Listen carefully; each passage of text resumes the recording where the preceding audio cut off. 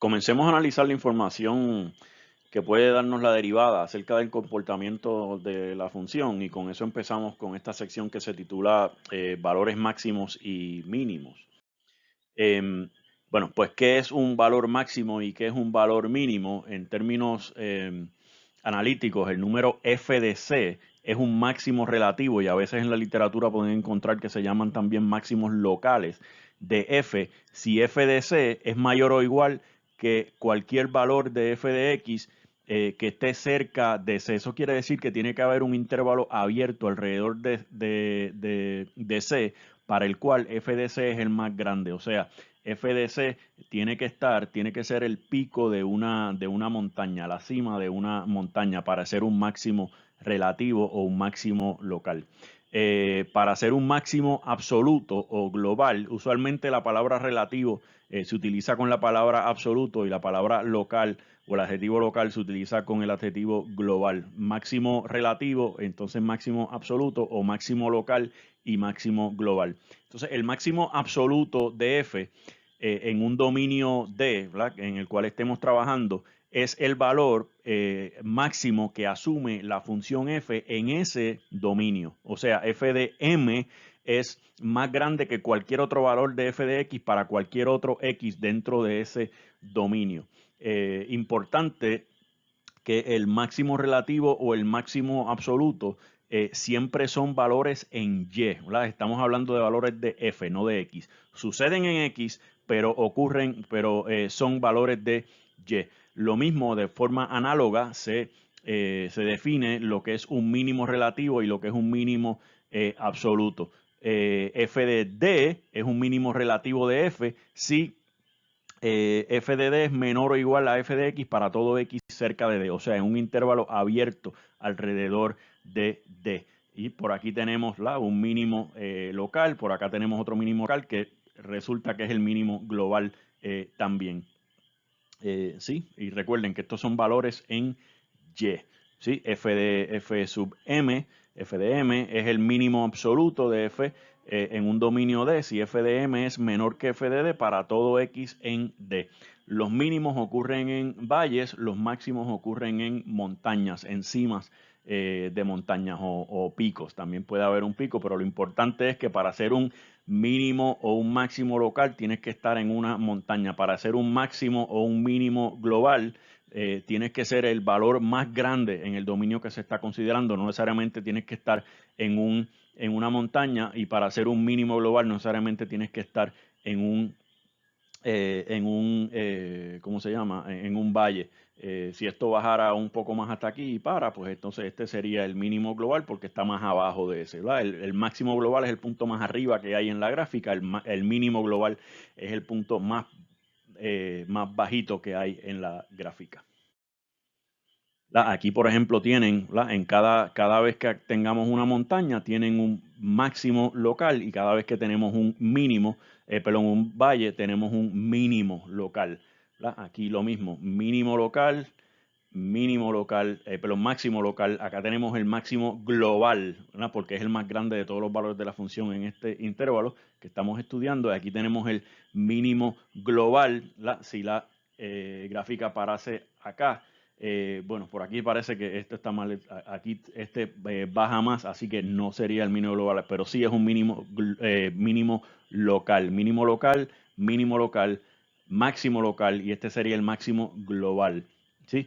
Fíjense que este punto aquí, además de ser un mínimo local, también sería un máximo, local, también sería un máximo global, porque parece que ningún otro valor se acerca acá, y aquí aparentemente hay unas asíntotas y asíntotas por acá, o sea que este mínimo local sería el punto más bajo, también sería el mínimo global. Un mínimo global o un máximo global no necesariamente tienen que ser relativos, ¿sí? Miren por acá, aquí tenemos, por ejemplo, ven, acá tienen un valle también, pero es como un pico. Aquí, este punto A, ¿verdad?, que está coordenada aquí Y, la que sea por acá, aquí hay un mínimo local, aquí hay un máximo local en B, ¿verdad?, ese punto, la coordenada correspondiente que sea en Y.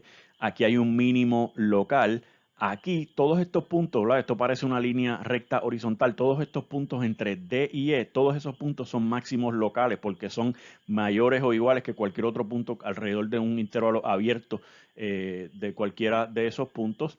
Acá en G, fíjense que no hay ni un máximo ni un mínimo local, porque si cogemos puntos, si cogemos a este punto por aquí, X7, a la derecha de X7 los valores son los valores son iguales, pero a la izquierda de X7 los valores son mayores, ¿sí?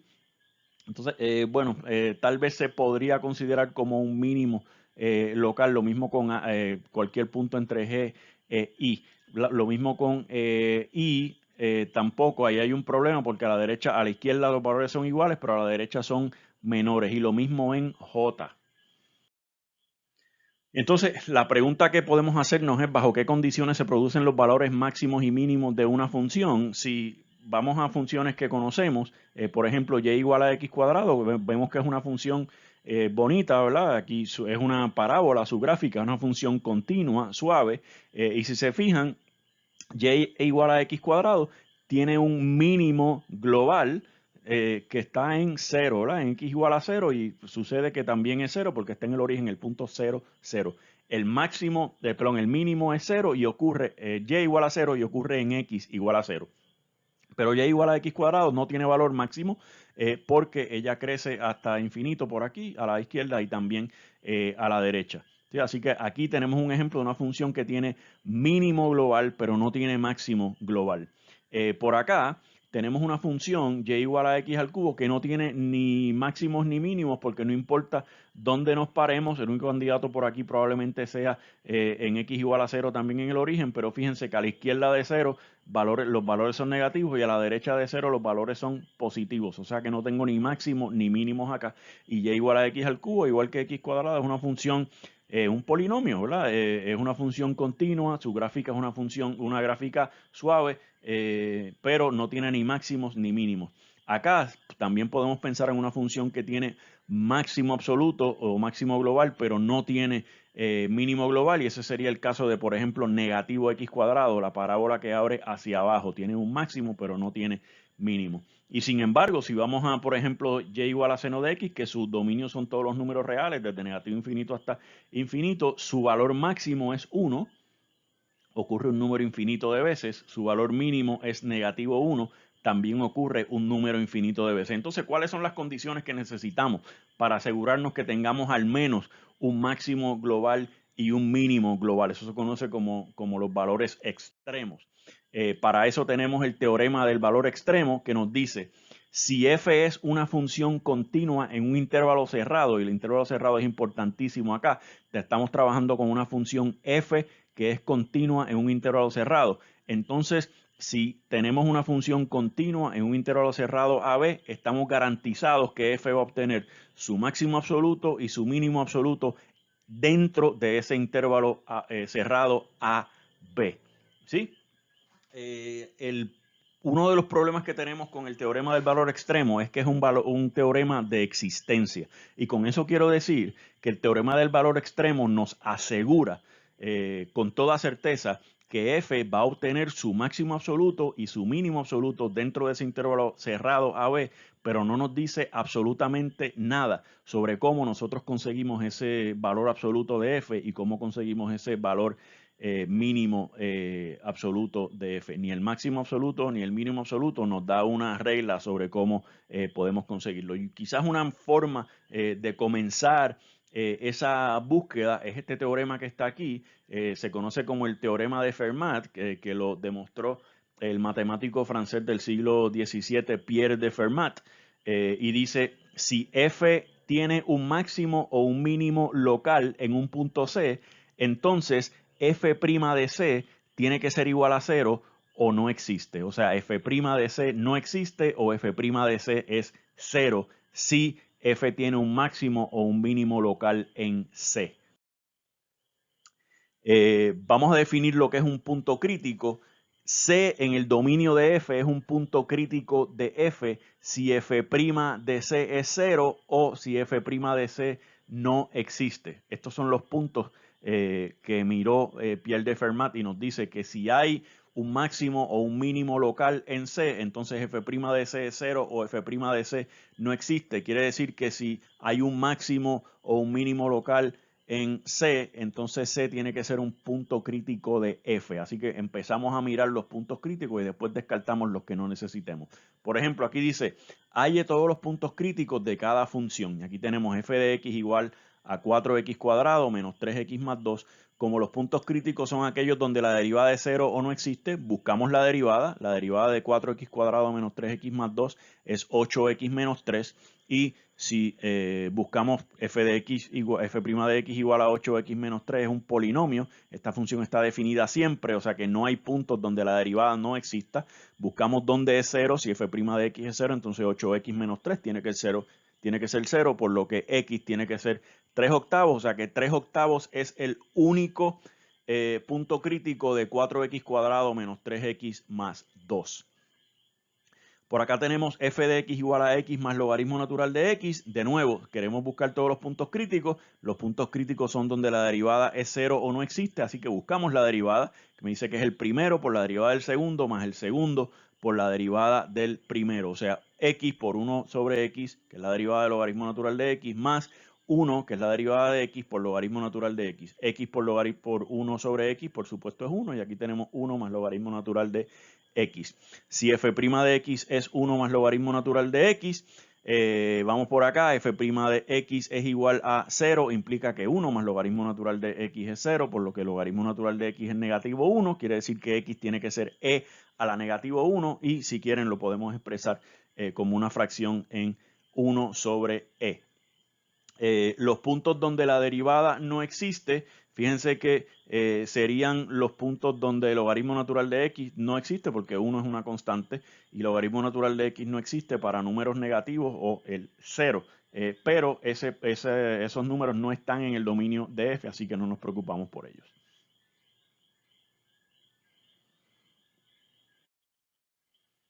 Seguimos, halle todos los puntos críticos de cada función. Acá tenemos g de x igual a x por e a la 2x.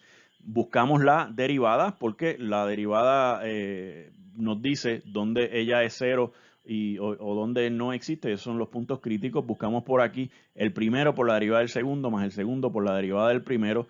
Podemos factorizar este factor aquí de e a la 2x y nos queda e a la 2x por 2x más 1. Fíjense que esto es una función exponencial que siempre está definida por un polinomio que siempre está definido, o sea que el dominio de este producto van a ser todos los números reales, no hay puntos donde la derivada no exista. Buscamos entonces dónde es 0, para que sea 0 entonces el producto de e a la 2x por 2x más 1 tiene que ser 0, o sea que si ese producto es 0, uno de los factores tiene que ser 0, pero obviamente e a la 2x nunca es 0, así que de aquí no sale nada. Tendrá que salir de aquí de 2x más 1 igual a 0, que nos dice que x tiene que ser negativo 1/2, es también nuestro único punto crítico. Acá este ejemplo a mano derecha nos dice f de t igual a seno cuadrado de t menos coseno de t.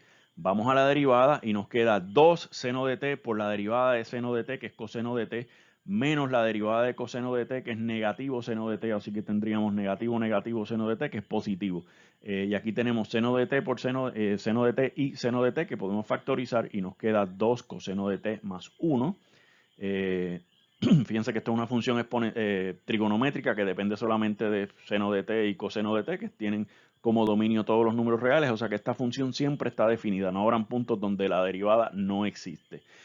Por acá tenemos f' de t igual a 0, implica que el producto de seno de t con 2 coseno de t más 1 es 0, por lo tanto, o seno de t es 0 o 2 coseno de t es, más 1 es igual a 0. Si seno de t es 0, por supuesto, t tiene que ser un múltiplo entero de pi, o sea, más o menos pi, más o menos 0, más o menos pi, más o menos 2pi, más o menos 3pi, por ahí para abajo. Y si coseno de t es igual a negativo 1/2, recuerden que coseno de t es 1/2 en pi tercio y coseno es negativo en el segundo cuadrante y en el tercer cuadrante. Ángulo de referencia pi tercio en el segundo cuadrante nos da 2 pi tercio y ángulo de referencia en el tercer cuadrante de pi tercio nos da 4 pi tercio, y por supuesto tenemos que sumarle las revoluciones que dé el ángulo, ya que coseno de t tiene ciclo, periodo 2pi. Así que vemos, aquí tenemos un número infinito de puntos críticos, pero que tenga un número infinito de puntos críticos no significa que todo valor de todo número real es un punto crítico. Tiene que estar en una de estas tres familias para ser un punto crítico de seno cuadrado de t menos coseno de t. Por acá nos dice halle todos los puntos críticos de la función y aquí tenemos h de x igual a 1 más seno de x sobre 1 menos seno de x. De nuevo, bueno, por aquí le pongo la gráfica de la función para ir imaginándonos los puntos. Y acá tenemos h' de x, que es la derivada, que es la que estamos buscando, y es el de abajo por la derivada del de arriba menos el de arriba por la derivada del de abajo sobre el de abajo al cuadrado, porque esto es un cociente. Y tenemos la derivada de 1 más seno de x es coseno de x, la derivada de 1 menos seno de x es menos coseno de x. Este negativo lo estoy absorbiendo acá adelante como más entonces coseno de x. Y tenemos entonces acá coseno de x menos seno de x por coseno de x más coseno de x más seno de x por coseno de x. Así que tenemos negativo seno de x coseno de x más seno de x coseno de x. Eso se va y nos queda coseno de x más coseno de x es 2 coseno de x sobre 1 menos seno de x al cuadrado. Y esa es h'.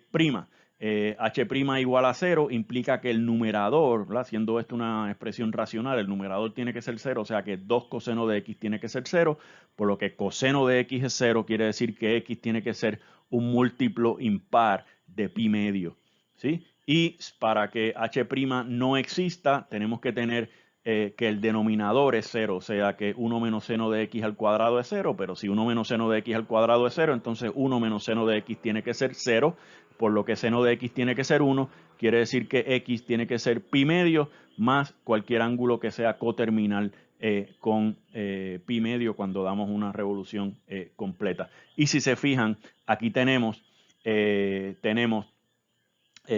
los múltiplos impares de pi medio, negativo 7 pi medio, negativo 5 pi medio, negativo 3 pi medio, negativo pi medio, 3 pi medio, 5 pi medio, 7 pi medio, 9 pi medio y por ahí para abajo. Y por acá tenemos estos puntos donde la derivada no existe, donde 1 menos seno de x es 0, pero si se fijan, los puntos donde 1 menos seno de x no están en el dominio de la función h de x y ahí de hecho tenemos estas asíntotas verticales en pi medio, en 5 pi medio, en menos 3 pi medio, en menos 7 pi medios por acá. Y los puntos críticos acá, donde tenemos los mínimos locales, fíjense que están en negativo pi medio, en 3 pi medio, etcétera.